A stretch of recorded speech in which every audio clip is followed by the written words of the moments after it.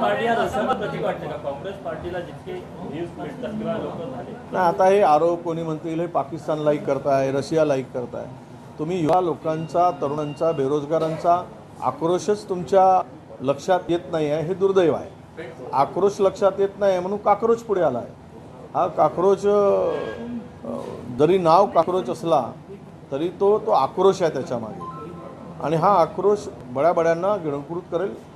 सत्ता पलटण्यासाठी किंवा सत्ता उलथवण्यासाठी हे काक्रोच फार भारी पडतील असं आत्ता एकूण मिळणाऱ्या प्रतिसादावरून दिसतंय. राष्ट्रपती आणि पंतप्रधान पद कसाला हवे असे नितीन गडकरी यांनी वक्तव्य केलेलं आहे. राष्ट्रपती आणि पंतप्रधान पद कसाला हवे असं वक्तव्य नितीन गडकरी यांनी. जनतेचं प्रेम हे अर्धसाठी खूप आहे, राष्ट्रपती पद आणि पंतप्रधान पद. हां, असं म्हणा ते अर्धवट आहे ते म्हणाले. त्या आता गडकरी साहेबांचा जरा त्यांना ज्या पद्धतीनं त्या भारतीय जनता पक्षामध्ये वागणूक आहे, उद्या होऊ शकते की नवीन रिशफलिंगमध्ये गडकरी साहेबांवर नाव आहे अशी चर्चा फार मोठ्या प्रमाणामध्ये आहे की जे काही मंत्री बदलत आहे. आणि त्यांच्यासारख्या सक्षम केवळ तो एकच मंत्री ते गडकरी आहेत की ज्यांच्यामुळे देशामध्ये मोदींच्या नावाला थोडी वलय आहे किंवा आपण असं म्हणू, किंवा त्या एका नेत्यामुळे देशाच्या काहीतरी कामगिरी या सरकारची थोडी बहुत दिसते आहे. परंतु आज जे ते काही उद्योगाने उद्वेगानं म्हणतायत ते त्याच्यामागचं लॉजिक हाच आहे की त्यांना ते पद मिळणारच नाही, ते मिळू देणार नाही. आहे त्या पदावरही ते टिकवण्यासाठी त्यांना फार त्रास सहन करावा लागतो आहे. अशा स्थितीमध्ये लोकांचं प्रेम हे पंतप्रधान आणि राष्ट्रपतीपेक्षा मोठं आहे असं त्यांचं मत त्यांनी व्यक्त केलेलं आहे. पण खरं आहे की सत्तेवर राहून शिव्या खाण्यापेक्षा, सत्तेच्या सर्वोच्च स्थानावर असून रोज शिव्या खाण्यापेक्षा, रोज आपली इज्जत घालवण्यापेक्षा गडकरी साहेब आहेत तिथे योग्य आहेत असं त्यांना वाटत असेल. संजय गायकवाडांनी मागणी केलेली आहे की दगलबाज शिवाजी या पुस्तकावर बंदी घाला. कोणी मागणी केली? संजय गायकवाड आमदार. संजय गायकवाडांचं माहीत नाही, त्यांना काय काय हुकी येते, बुकी येते, काय येते, काय म्हणजे ते हुक्का मारल्यागत कधी कधी करतात. दगलबाज शिवाजी हे पुस्तक आहे, हे जरा वाचलं त्याचा अर्थ काय आहे हे कळेल त्यांना. त्या पुस्तकातला आतली पानं जरा वाचावी. म्हणजे छत्रपती शिवराय बघा, दगलबाज म्हणजे काय या शब्दाचा अर्थ जर आमच्या गायकवाडांना कळला तर मात्र ते दगल बघा शब्दाचा अर्थ समजला तर कळेल पुस्तक काय आहे. पुस्तकातला सारांश, जर छत्रपती शिवाजी महाराज अफजल खानाचा वध करताना पायथ्याशी आल्यानंतर दगलबाज नसते तर छत्रपती शिवराय गेले असते. हे वाचलं पाहिजे, इतिहास वाचला पाहिजे, पुस्तक वाचलं पाहिजे, मग प्रतिक्रिया द्यावी असं मला वाटतं. हो, महागाई घटनाला भेटते, पेट्रोलचे दर चौथ्यांदा वाढले, मात्र शेतकऱ्यांच्या कांद्याला जे आहे ते कवडीमोल भाव मिळत आहे, शेतकरी त्रस्त आहे. कांद्याचं तर वांदे होणार आहे. कांद्याचा शेतकरी उद्ध्वस्तच झाला आहे, कापसाचाही झाला आहे. 7,000 प्रमाणे 6,500 प्रमाणे कापूस खरेदी केला, आता 9,000 भाव झाला आहे. व्यापाऱ्यांचा फायदा आहे. कांद्यामध्ये तसंच आहे, व्यापारी साठवणूक करतील, भाव पाडले जातात, यावर नियंत्रण सरकारचं नाही. शेतकऱ्याला हमीभाव मिळावं, MSP मिळावं यावर कुठला नियंत्रण आलं आहे? आणि जेवढं उत्पन्न होते ते सर्व उत्पन्न खरेदी करण्याची सरकारची मानसिकता नाही. त्यांनी कोटा ठरवून देतात. जर एखाद्या ठिकाणी एखादा उत्पन्न हे 20 लाख किंवा 20 कोटी मॅट्रिक टन होत असेल तर खरेदी करत असताना सरकारने 50%च कोटा देतात. मग तो 50% माल शेतकऱ्यांचा शेतीमाल विकावा कुठे? आणि त्यामुळं शेतकरी हा संकटात सापडला आहे. कांद्याचा शेतकरी सापडला. आता महागाई तर आहेच, शेतकऱ्यांना हे भाव नाही. यावर्षी पुन्हा मोठा दुष्काळाची परिस्थिती जाणवली आहे. आणि एल नानोमुळे ही जी परिस्थिती आहे यातून शेतकरी कसा सावरेल, सामान्य माणूस कसा सावरेल याची काही चिंता नाही आहे. आम्ही फक्त मेलोडी चॉकलेट खाण्यामध्ये आणि देण्यामध्येच व्यस्त आहोत. हे सगळं आता देश बघतो आहे. हो, एक रिपोर्ट हाती आला आहे NDTVच्या, पेट्रोलियम विभागाचा रिपोर्ट आहे. पेट्रोलवरती 13 रुपये आणि डिझेलवरती 38 रुपये इतका तोटा हा ऑइल कंपन्यांना सहन करावा लागतोय. आगामी काळामध्ये तुम्ही पेट्रोल पंप चालवता, इथेनॉलचे तुमचा अनुभव आहे, तुम्ही पेट्रोल एक्सपर्ट आहे, हा तोटा करण्यासाठी वॅट जो आहे तो कमी केला पाहिजे, जीएसटीच्या ॲम्बिटमध्ये सगळं प्रकरण आणलं पाहिजे. तुमचे आरोप होत होते एनडीए काळामध्ये की काँग्रेस गव्हर्नमेंट वॅट कमी करत नाहीये. आता जे गव्हर्नमेंट आहे बीजेपी शासित गव्हर्नमेंट त्यांनी वॅट कमी केला पाहिजे, किमती स्थिर ठेवल्या पाहिजे. बघा 110 रुपये बॅरलचा कच्चा तेल होता 2013मध्ये. त्यावेळेस आम्ही 55 रुपयेप्रमाणे डिझेल देत होतो, 55 रुपयेप्रमाणे, आणि पेट्रोल हा 60 रुपयेप्रमाणे देत होतो, विकला जातो. सगळ्या देशाला माहीत आहे. देशातील स्मृती इराणीपासून तर नरेंद्र मोदी साहेबापर्यंत सगळ्यांना माहीत आहे की काय परिस्थिती. आजही डिझेलचा दर 111 रुपये 12 रुपये बॅरल आहे, $2 वाढलेत फक्त. मग आज डिझेलचे आणि पेट्रोलचे दर एवढे का? अजूनही सामान्य माणसाकडून ही लूट चालली आहे. एकीकडे अंबानीला तुम्ही परदेशात डिझेल पेट्रोल रिफाईन केलेला विकायला परवानगी देता, ते काय डिझेल आपल्या देशामध्ये घेऊन नाही.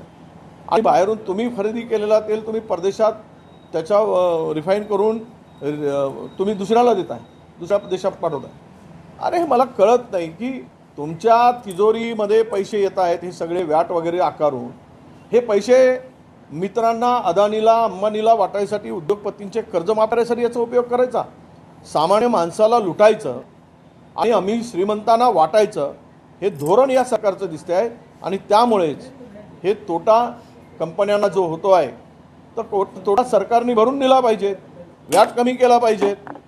पण ज्यावेळेस एवढा जवळपास या सगळ्यामधून 58 लाख करोड रुपये फायदा झाला, 58 लाख करोड रुपये. डिझेलचे कच्च्या तेलाचे दर कमी असताना जे दर 60 रुपयापर्यंत, 58 रुपयापर्यंत, 48 रुपयापर्यंत काही काळ आले होते, त्यावेळेस प्रचंड नफा कमवला. आणि त्यावेळेस या कंपन्यांनी तो पैसा सरकारच्या घशात घातला, सरकारने तो उद्योगपतींच्या कर्जाच्या रूपानं त्यांना वाटून दिला, कर्जमाफीच्या रूपानं वाटून दिला. हे सर्व जे काही गोडबंगाल आहे हे सरकारचं एकूण प्लॅनिंग आहे की सामान्य माणसाला उद्ध्वस्त करणं, बर्बाद करणं, त्याला जगणं मुश्किल करणं, आणि मोजकेच लोक, श्रीमंत, प्रचंड माया गोळा असलेले लोक यांच्या वर्षावर पुन्हा पैसे वाटून सत्ता हस्तांतर करणं, अशी एकूण पॉलिसी आहे.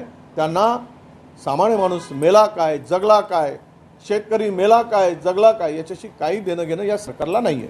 1 मे ते 22 मे दरम्यान पुण्यातून 123 महिला आणि मुली जे आहेत ते बेपत्ता झाल्याचं समोर आलेलं आहे. पुन्हा तर उद्ध्वस्तच झाला. महिलांच्यावर अत्याचारात, महिला लापता होण्यामध्ये, ड्रग्समध्ये, खुनामध्ये, लहान मुलीवर अत्याचारामध्ये. आता असं आहे की गृह खात्याने नेमलेला जो काही CP आहे तिथला नागपूरचा, किती सक्षम आहेत ते, फार प्रचंड सक्षम आणि ताकदीचा माणूस तिकडे नेमलेला, आणि त्यामुळे अत्याचार वाढलेले आहेत. सक्षम माणूस असल्यामुळेच अत्याचार तिकडे वाढले, अशी एकूण परिस्थिती आहे. खरं तर महाराष्ट्रामध्ये 4 लाख हाऊसवर आलं बोललो आहे. प्लॅटफॉर्म आपल्या विधानसभेमध्ये प्रश्नाला उत्तर देताना सांगितलं की किती महिला आणि मुली लापता आहेत. 4,60,000 महिला मुली महाराष्ट्रातून लापता आहेत गेल्या 10 वर्षामध्ये, पण त्या मिळत नाही. त्यातले ते सांगतात की आम्ही 70% मुली सापडल्या, महिला सापडल्या, 80% सापडल्या. ठीक आहे, 80%, 90% सापडले असतील. 10% म्हणजे कुठे? 4,60,000 म्हणजे 10% म्हणजे 46,000 महिला होतात, त्या काय मिळत नाही? पण हे सगळी खोटी आकडेवारी सांगितली जाते. आज महिला सुरक्षित नाही. हे आता पुण्यातील घटना काय, महाराष्ट्रातील घटना म्हणून लक्षात येत आहे. पुण्यातील पोलिसांचा धाक हप्ते वसुलीकडे गेलेला आहे. तो धाक जो वापरत आहे त्यामुळे गुन्हेगार प्रचंड निर्डावलेले आहेत, मस्तीत आले आहेत, आणि गुन्हा करण्याची हिंमत त्यांच्यामध्ये वाढली आहे. त्यामुळे पुण्यातील महिला आणि मुली सुरक्षित नाहीत, हे आता सिद्ध झाले. पण नितेश राणे यांनी म्हटलं की जे मदरसे आहेत ते दहशतवाद्यांचे अड्डे झालेले आहेत. आता त्या नितेश राणेजींना कोण सांगेल? अरे बाबा, सरकार तुझी, गृह खातं तुझं, सेंट्रलचं तुझं, सगळंच तुझं. बघतो काय आणि बघतो काय? तू बघूही नकोस आणि बघूही नकोस. काय कारवाई करायची ते करून टाक.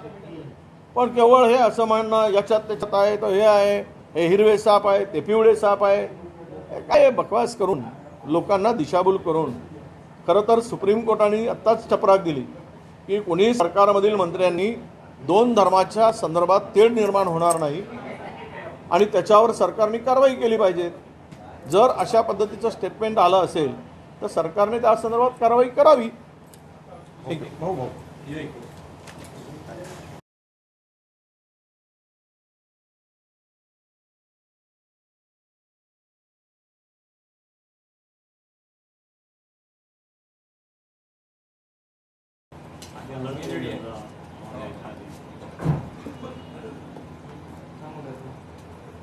ऑडिओ चेक करू का तुम्ही?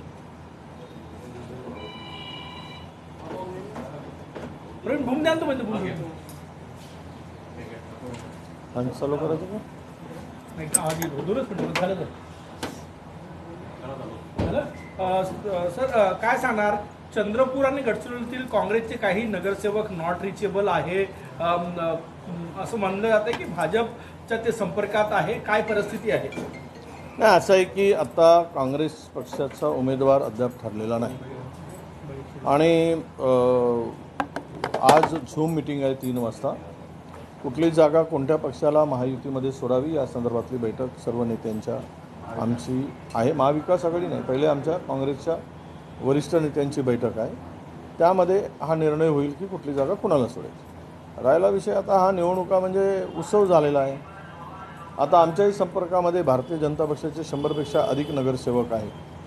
त्यांच्याही अंतर्गत प्रचंड वाद आहे की कोणी जर इनिशिएटिव्ह घेतलं की दुसरा गट तयारच आहे आम्हाला मदत करायला, परंतु आम्ही त्या भानगडीत पडत नाही. आम्हाला या घोडेबाजार जो काही चालला आहे आणि हा उत्सव चालला आहे फोडाफोडीचा, आत्ताच माझ्या माहितीप्रमाणे 5-5 लाख रुपये देऊन काही नगरसेवकांना उचलण्याचं लिफ्ट करण्याचं काम चाललेलं आहे. तर हे जे काही सवयी 2014 पासून सर्वांनाच लावली आहे, मला वाटतं यातून फेअर निवडणुका होणं, योग्य माणसाची निवड होणं, आता यामध्ये पैसा कोण गुंतवतो? व्यापारी गुंतवतात, व्यावसायिक गुंतवतात, मोठे मोठे उद्योगपती येतील. म्हणजे राजकारण आणि समाजसेवा ही आता जी काही प्रामाणिक केली जाते ती आता राजकारणाच्या बरोबर आणि आता तर ते सर्व उद्योगपतींच्या हातात जाईल. त्याला समाजाशी काही देणं घेणं असणार नाही. उद्योगपती, ठेकेदार, मोठमोठे कंत्राटदार हे आता भविष्यातील त्या विधानसभेमध्ये, विधान परिषदेमध्ये, या मंडळामध्ये, विधिमंडळामध्ये हे चेहरे दिसतील. म्हणजे सामान्य माणूस कुठेच दिसणार नाही. अशा प्रकारची परिस्थिती भविष्यात आपल्याला पाहायला मिळेल. शिवानीताई वडेट्टीवार यांचं नाव चर्चेत होतं. त्या मतदारसंघात त्या फिरल्या पण आहे, नगरसेवकांची संपर्क पण आहे. त्या लढणार आहे का निवडणूक? कारण की कार्यकर्त्यांची मागणी तशी आहे. नाही, अद्याप काही ठरलेलं नाही. जोपर्यंत आमच्या वरिष्ठ पातळीवर चर्चा होत नाही तोपर्यंत मी या संदर्भात काही निर्णय घेणार नाही. आणि एकीकडे प्रचंड धनशक्ती आहे आणि मोठमोठे उमेदवार आहेत. जो काही आता रेट खुलला गेला तो एक 15 लाख रुपयाचा रेट उघडल्याची माहिती आमच्याकडे आहे. आता 15 लाख रुपये एका नगरसेवकाला दिल्यानंतर त्यांना वाटतं की आता हे उत्सवच झाला आहे, मोठी दिवाळीच झाली आहे. त्यामुळं ह्या परिस्थितीमध्ये 15 लाख रुपये देऊन जर एका मतासाठी निवडणुका होत असतील तर मला वाटतं या लोकशाही भविष्यात शिल्लक राहील की नाही हा खरा प्रश्न निर्माण होतो आहे. माघार घेतल्याची चर्चा आहे, काही कारण आहे त्याला? नाही, असं आहे माघार घेतली असं म्हणत आत्ता मी म्हणणार नाही. आम्ही सगळे चाचपणी करतो. भारतीय जनता पक्षाचा उमेदवार कोण होतो आणि काय खेळी आहे त्यावर आम्ही निर्णय घेऊ. अरुण लाखानी यांचं नाव भाजपकडून सगळ्यात आघाडीवर आहे. सुप्रिया सुळेंची ते गाही आहे. अशा वेळेस महाविकास आघाडीच्या मतदार नगरसेवकांची भूमिका काय असेल? नाही, आता अरुण लाखानी जे आहेत मला माहीत नाही, पण अरुण लाखानी असू देत किंवा कुठलाही दुसरे उद्योगपती असू देत, शेवट हे उद्योगपतीच आहेत. आणि आता तर त्यांचे संबंध प्रचंड मोठ्या राजकीय परिवाराशी जोडलेले आहेत. तेही राजकीय परिवार तेही प्रचंड मोठा आहे. आणि अशा स्थितीमध्ये आता सामान्य माणसाला या निवडणुका आवाक्याबाहेरच्या आहेत आणि किमान आमच्यासारख्या तरी लोकांच्या त्या आम्हाला अशी जर परिस्थिती आली तर आमच्या आवाक्याच्या बाहेर दिसतात. एवढंच मी सांगेल. म्हणूनच म्हणतो ऑफिशियल हे सगळं डिक्लेअर होऊ द्या. मग आम्ही आमचा निर्णय जाहीर करू. नगरसेवक का केले म्हणजे नेमकं त्यावर त्यांच्या सोबत नियंत्रण आणि समन्वय नव्हता की काय कारण घडलं? नाही, असं हे आमचा उमेदवार अद्याप ठरलेला नव्हता. काही लोकांना चला फिरून या आणि म्हणून टोकन 5-5 लाख रुपये दिल्याची माहिती माझ्याकडे आहे. 15 लाख रुपये एका मतासाठी म्हणजे किती रुपयाची ही निवडणूक आहे? काय ही 100 कोटीची निवडणूक आहे.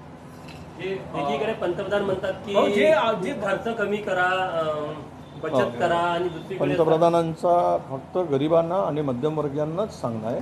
मोठ्या लोकांना सांगण्याचा त्यांचा उद्देश नव्हता. हे गरीब आणि मध्यमवर्गीयांनी समजून घेतलं पाहिजे. जे तुमचे नगरसेवक गेले, तुमचा एक शिंदेवाईचा नगराध्यक्ष गेला, त्यांच्याशी काही संपर्क होतो की त्यांना परत बोलावणार आहे का तुम्ही? तो येईल ना परत, तो परत येईल, त्याच्यावर कारवाई होईल. सगळे जे नगरसेवक गेले ते पक्षाचा व्हीप झुंगारून गेले तर त्यांचं सदस्यत्व रद्द होईल ना. ते आम्ही करू ना.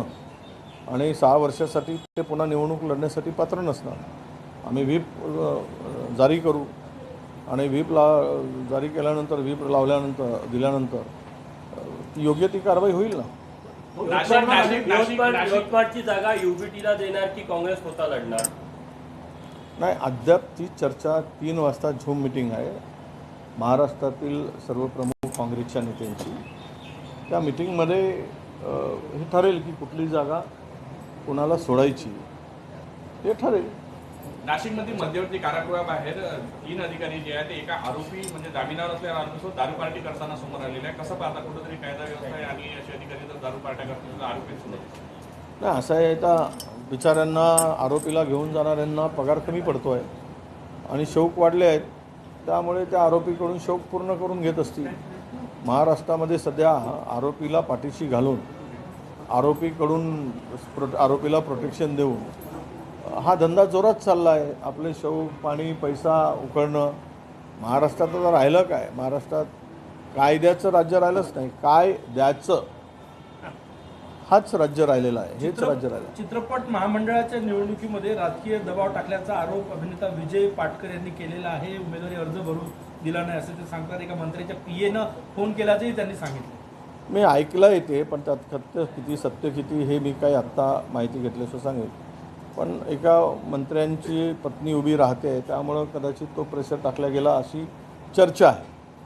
आणि आता त्याबद्दल जर असं होत असेल, कोणी जर मंत्र्यांचा पीए फोन करून उमेदवारी भरू नये किंवा उमेदवार ठरू नये म्हणून दबाव टाकत असेल तर याची योग्य दखल मुख्यमंत्र्यांनी घेतली पाहिजे, सरकारने घेतली पाहिजे. खरीप हंगाम सुरू होत आहे आणि विशेष करून ग्रामीण भागात डिझेलची टंचाई पाहायला मिळते. शहरामध्ये पेट्रोल पंप सुरळीत सुरू आहे.